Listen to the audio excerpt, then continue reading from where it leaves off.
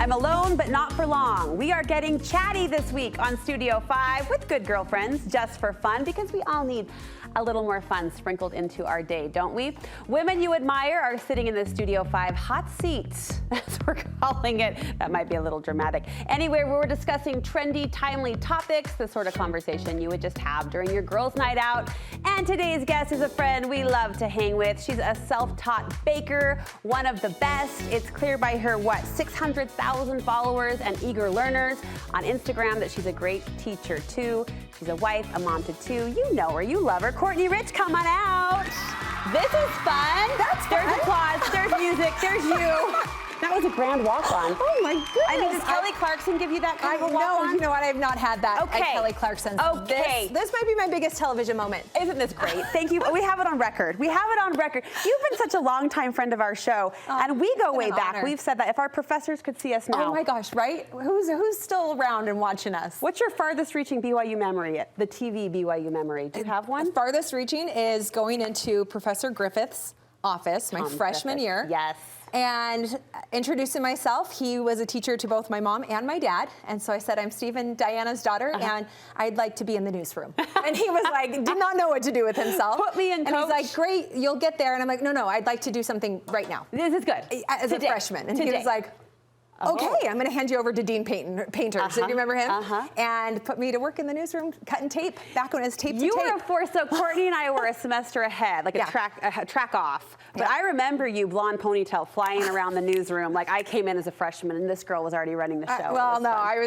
I just loved it. I just felt so pulled to the newsroom, probably from both my parents being news people. And now to think of how all of those skills and those learned, acquired opportunities have come full circle into what you do now. Isn't it wild? We love you. Thanks for keeping us on your radar. You guys. Okay, my producer's saying, get to it, get to it. First topic, we're starting simple. Actor Matt Damon recently made the claim that they don't make movies like they used to.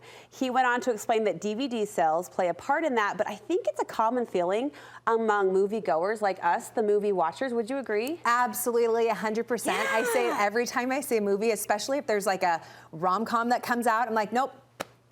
What happened to the ones that we had in like the late 90s with Meg Ryan and Julia Roberts, in the early 2000s? I'm like, give me While You Were Sleeping again, and you know, You've Got Mail. Oh, every time that's on a flight, I watch it. I know. I stop and I put on a cardigan the next day and I blow my nose and I can't wait to go to New York. I know. When Meg Ryan has a cold, that's my favorite scene. Don't you feel like, if all the 90s trends are coming back with fashion, why can't we bring back our 90s movies? Where's the movies? Well, and I'm not knocking this. This is awesome, but you're kind of seeing that same pool of actors that you mentioned. Yes. Do rom-coms for the older gen. Yeah. Which is fantastic. Yeah. Like 60-year-olds need love too, but like we would love to appreciate it in our prime. Yes. A little rom-com. I would love it. I've been showing Avery some that are appropriate here and there. We did do 13 Going on 30, which she thought was so fun. Yeah. And then seeing Jennifer Gardner in like Yes Day and the family exchange one. She was like, oh yeah. And I'm like, she was one of our favorites. And then you know what's funny? Because I turned on 13 Going for 30 for Emmy a couple weeks back as well. She's a year or two younger than Avery. But there were some moments that I was like, oh, yeah. We fast forward through the dancing in the whitey tighties. And I think that as a 9-year-old, that went over my head. But they're way more plugged in, sadly, than we were. And the censorship Avery's has to happen. I know.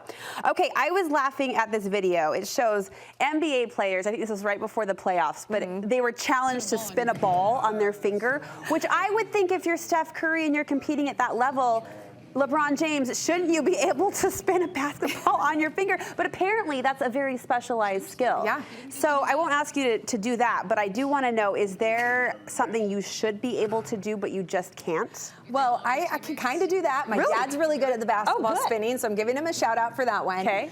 I feel like I should be able to read music, that I should be able to hit a tune. Are you not musical? No, I would assume, ye woman of many talents. Nope, that's not on my list. Really? Not on my list. No, you know, there's Something About Mary, speaking of movies from the day, and she karaoke's in the bar. Yeah, that kind of, I think they stole something from me. They must have recorded it. But yeah, that's kind of where I'm at when it comes to the music. So what's your not jam, but what's your approach on Sunday? Oh, I lip sync. Yeah, I'm really good. Yeah, I opened that hymn book. Courtney songs bring the spirit. I know they do, so that's why I still say them. just without any vocals, is for the most part. Really? Or if it's something that's in the lower alto, I can kind of do. But all the songs that are high, that's so funny to me. I remember listening Butler Middle School when I lived here in Utah for a couple years. The girl next to me in choir, and I'm like, wow, she has a really pretty voice. And then I started singing. I'm like, I don't sound like that. I don't sound like that. And it dawned on me, I can't sing. That actually shocks me, just because you are so multi-talented and I'm the opposite. I'm not a great singer, but I love to sing, and I can hold a tune, not to brag. No. But at church, I sing, and Emmy's like, quiet, Mom, you're too loud. Because I mean, when else do you get a chance to sing? Well, I love that. I listen to voices like yours, and those are the ones that bring the spirit. Here would be my embarrassing confession to this question. What is something you should do but can't? Brace yourself. What is it? I've never installed a car seat. Stop it. In a vehicle. I haven't. Like the bass or anything? No. Mark's done it. My sister done it. She's like the safety czar in our family. I have never. 5 kids coming, and I've never. Gosh. How does that happen? Okay. How about that? It's kind of hard, sweaty work when you're climbing over the back seat of a minivan. So I've just left it to Mark. Yeah, let someone else do it. Pray for my children. Okay, all right.